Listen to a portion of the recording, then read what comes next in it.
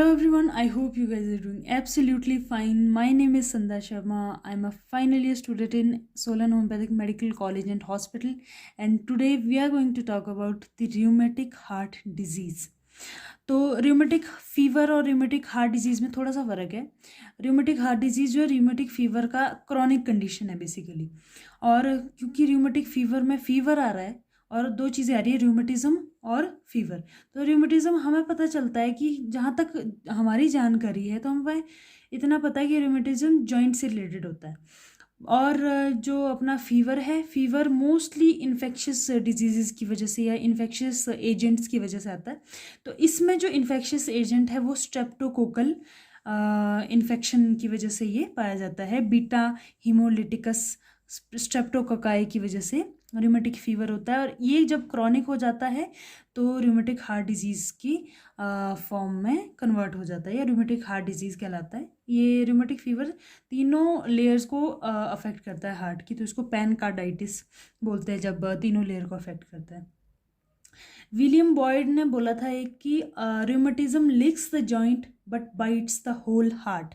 तो इसलिए हम रूमेटिज्म से सिर्फ इतना ही नहीं समझेंगे कि ये सिर्फ जॉइंट को अफेक्ट करता है, ये हार्ट को, सीएनएस को, स्किन को, सबक्यूटेनियस टिश्यू, ये हर जगह जाता है. हाँ, प्राइमरी मैनिफेस्टेशन आप सोच सकते हो कि हो सकता है जॉइंट हो, पर जैसे हम रूमेटिक फीवर पढ़ रहे तो ये फीवर के बाद जो अगली स्टेज है उसके बाद ये बाकी सारे पोर्शन में जाएगा, हार्ट में जाएगा, सीएनएस में जाएगा. वो आगे हम पढ़ेंगे कि कैसे जाता है, क्यों जाता है, क्या है. इंसिडेंस की बात करें तो 5 से 15 साल के बच्चों में ज़्यादा पाया जाता है, क्योंकि इन्फेक्शियस डिजीज़ है. इन्फेक्शन कब ज़्यादा होता है? बच्चों में ज़्यादा होता है क्योंकि अनहाइजेनिक कंडीशन पाई जाती है बच्चों में. और फिर और भी बहुत सारे फैक्टर है इसमें. जो लो सोशो इकोनॉमिक ग्रुप्स है उनमें ज़्यादा पाया जाता है. सेम क्राइटेरिया है अनहाइजीन वाला. फीमेल्स में ज़्यादा पाया जाता है as compare to male. Environmental factor की बात करें, एनवायरमेंटल फैक्टर में हमें पाया है कि जिनको भी रूमेटिक फीवर हुआ है उनको पहले हिस्ट्री रही है हीमोलिटिकस स्ट्रेप्टोकोकाई के इन्फेक्शन की, तो उसके 15-20 दिन के बाद ही आपको रूमेटिक फीवर हुआ है, ये पाया गया है यूजुअली. और रूमेटिक फीवर जो है कहाँ कहाँ ज़्यादा पाया जाता है ये मैंने बता दिया. स्कूल गोइंग चिल्ड्रन में और young man from training camps, वो अनहाइजीन वाली कंडीशन यहाँ पे भी सेम आ जाती है. लो सोशियो इकोनॉमिक ग्रुप वाली वो कंडीशन भी मैंने आपको बता दी है. और एनवायरनमेंट में एक जो मेन फैक्टर है वो ये है कि it is higher in cold damp climate. ये इटियोपैथोजेनेसिस की बात कर रहे थे हम. ये बेसिकली यहाँ पे इटियोलॉजी और पैथोजेनेसिस का थोड़ा थोड़ा सा आपको मोटा मोटा हम बता रहे हैं. होस्ट ससेप्टिबिलिटी की बात करें, एनवायरमेंटल फैक्टर हो गया है. उसके बाद होस्ट ससेप्टिबिलिटी बात करें तो फैमिलीज़ में जिनके चलता आ रहा है, ट्विंस में देखने को मिल जाता है, फर्स्ट डिग्री रिलेटिव्स में अगर है तो आपको होने के चांसेस है. प्लस जो लोगों में क्लास 2 एलील्स पाए जाते हैं उनमें भी ये ज़्यादा देखने को मिल जाता है. उसमें भी क्लास 2 में भी बेसिकली DR7 एंड DR4 अगर आपको रह जाता है याद, HLA that is human leukocyte antigen, class 2 alleles अगर आप में पाए जाते हैं तो आप थोड़े से ज़्यादा ससेप्टेबल हो जाते हैं रूमेटिक डिजीज़ के लिए. इम्यूनोलॉजिकल एविडेंसेस की बात करें तो मैंने भी बताया है कि एकदम से बाकी सारे ऑर्गन्स को अफेक्ट नहीं कर रहा है.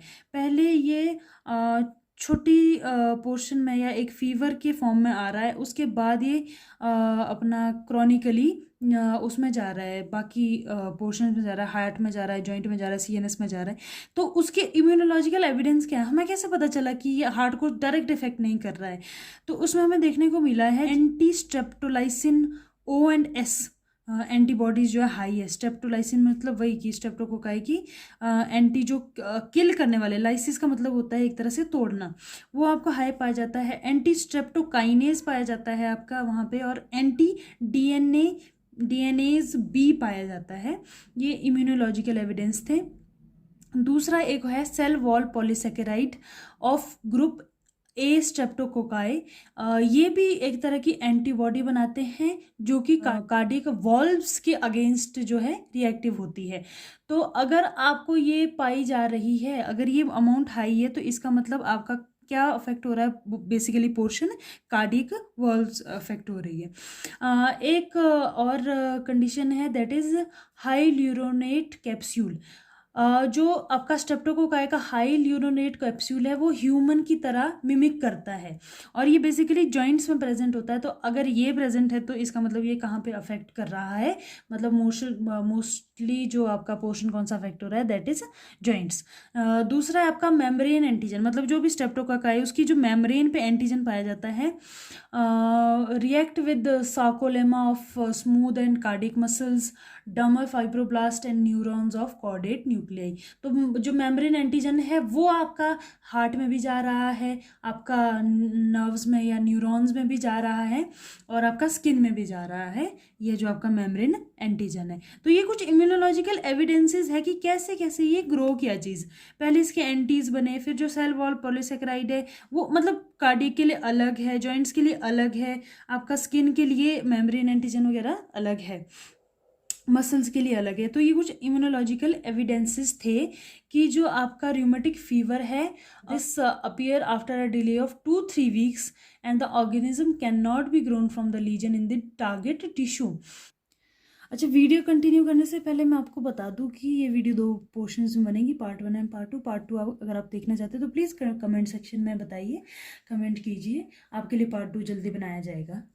और वीडियो कंटिन्यू करने से पहले आप लोगों के लिए क्वेश्चन है कि जो हमने डिस्कस किया अपना पॉजिटिव एजेंट जो बीटा हिमोलिटिकस स्ट्रेप्टोकोकाई है, माइक्रोबायोलॉजी में आप पढ़ चुके होंगे।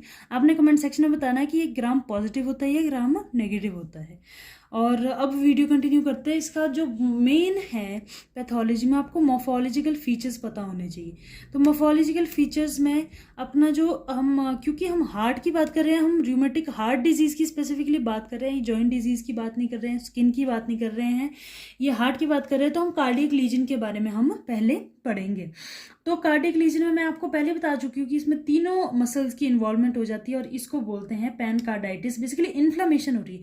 ये भी जो है ना, ये इन्फ्लेमेटरी डिजीज़ है, अपना rheumatic heart disease inflammatory disease है और इसमें अपना सपोरेटिव नहीं है, ये पस नहीं बनता है इसमें, this is a non suppurative inflammatory disease. तो हम कार्डियक लीजन में एक बहुत इंपॉर्टेंट चीज़ की बात करेंगे, दोज आर एशॉफ नोड्यूल्स और एशॉफ बॉडीज़। ये बहुत इंपॉर्टेंट है और ये इसका पैथोगोनोमिक है। अगर ये प्रेजेंट है इसका मतलब बंदे को RHD है, ठीक है। स्फेरिकल से टाइनी स्ट्रक्चर्स होते हैं और ये आपका जो हार्ट का इंटरस्टिशियम होता है उसमें पाए जाते हैं, ठीक है। तो इसकी 3 स्टेजेस में एवोल्यूशन होता है, वो मैं 3 स्टेजेस आपको बताऊंगी।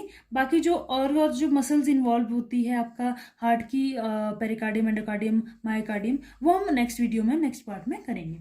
तो 3 स्टेज में एश ऑफ बॉडी कैसे बन रही है वो हम बताएंगे आपको। एश ऑफ बॉडी पहला स्टेज है, अर्ली स्टेज है, इसको डीजनरेटिव स्टेज बोलते हैं। पहले आपका डीजनरेशन शुरू हो जाता है 4th वीक ऑफ इलनेस के बाद। आपको रूमेटिक फीवर के 4 वीक के बाद यहाँ पे क्या हो रहा है, इडीमा पाया जा रहा है अपना हार्ट में, हार्ट मसल्स में, और इसकी वजह, और दूसरा इसका इडीमा के साथ साथ म्यूकोपॉलीसेकेराइड्स भी बढ़ रहे हैं और इनकी वजह से क्या है, जो आपका मसल कोलेजन है वो सेपरेट हो रहा है और इसीलिए वो सेपरेट होके क्या हो रहा है, एक तरह से जैसे मसल इकट्ठी होती है तो वो सेपरेट होके एक तरह से डिसइंटीग्रेट या फ्रेगमेंट्स उसके छोटे छोटे बन रहे हैं। और इसकी वजह से जो अपना कोलेजन जो फाइबर अपना स्ट्रॉन्ग था वो छोटे छोटे फिब्रिन्स की तरह अपीयरेंस ले लेता है, इसीलिए इसको हम बोलते हैं फिब्रिनॉइड डीजनरेशन, क्योंकि फिब्रिन जैसा बन जाता है आपका जो कोलेजन है। दूसरी स्टेज आपकी इंटरमीडिएट या इसको प्रोलिफरेटिव बोलते हैं, क्योंकि अब बॉडी का डिफेंस है तो बॉडी अपने लिए कुछ ना कुछ करेगी। 4th to 13th week of illness में पाया जाता है ये स्टेज, ग्रैनुलोमेटस स्टेज, क्योंकि बॉडी का डिफेंस है तो वहाँ पे आपके बहुत सारे से प्रोलिफरेशन हो रहा है सेल्स का, उसमें हो रहा है आपका लिम्फोसाइट्स है, प्लाज्मा सेल है, न्यूट्रोफिल्स है और सबसे मेन है एनिचो सेल। एनिचो सेल हम पैथोगोनोमिक नहीं लेंगे क्योंकि वैसे भी ये अपना हार्ट में प्रेजेंट रहते हैं नॉर्मली, बस ये है कि RHD में थोड़ा इसका नंबर बढ़ जाता है, पर हम इसको डायग्नोसिस के लिए अलग से इसको नहीं लेंगे। हमारा डायग्नोसिस का क्राइटेरिया अभी भी एश ऑफ बॉडीज ही हैं। एनएचओ सेल क्या होते हैं बेसिकली? एनएचओ सेल ये है कि आपका जो मोनोन्यूक्लियर सेल है, ये एक, इसमें आपका अंदर एक राउंड न्यूक्लियाई है और इसके अंदर क्रोमेटिन मटेरियल है, स्पाइरल फॉर्म में क्रोमेटिन मटेरियल है, तो ये कैटरपिलर की तरह आपको अपीयरेंस देता है अगर ये लॉन्गिट्यूडिनल सेक्शन में देखा जाए।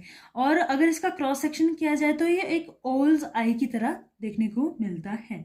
और ये एशॉफ सेल्स में कैसे कन्वर्ट हो गया, अगर ये एक ही है न्यूक्लियाई तो ये एनिचो सेल्स हैं, और अगर ये न्यूक्लियाई 3-4 हो जाते हैं तो ये एशॉफ सेल्स कहलाते हैं। लास्ट स्टेज है हीलिंग स्टेज है, फाइब्रस स्टेज है। अब बॉडी ने सारे इन्फ्लेमेटरी मीडिएटर्स डाल दिए हैं, सारे सेल्स डाल दिए हैं अपने डिफेंस के लिए, तो अब लास्ट स्टेज आती है, दैट इज हीलिंग स्टेज। ये 12 से 16 वीक की चलती है। और इसमें क्या हो रहा है कि बेसिकली जो आपके एशॉफ सेल्स थे, जो न्यूक्लियस राउंड थे, वो एक स्पिंडल फॉर्म में कन्वर्ट हो गया और धीरे धीरे वो बाद में स्कार बन जाते हैं। तो यहाँ पे ये आपका एशॉफ्स बॉडी है, यहाँ पे कुछ मैक्रोफेजेस भी होंगे, ये आपका डीजनरेटिव नेक्रोटिक मास है, ठीक है।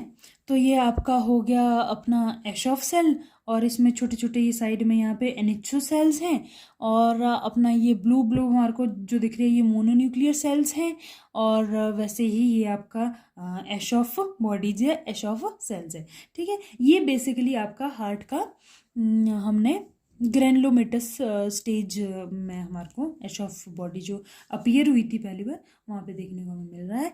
और आज के लिए इतना ही। आप कमेंट सेक्शन में बताइए अगर आप पार्ट 2 देखना चाहते हैं, और आप क्वेश्चन का आंसर दीजिए। नेक्स्ट पार्ट आपको जल्दी बनाया जाएगा। टॉपिक अभी हम ज़्यादा बड़ा नहीं कर रहे हैं, आज के लिए सिर्फ इतना ही। Bye bye for now, will see you in the next one, bye.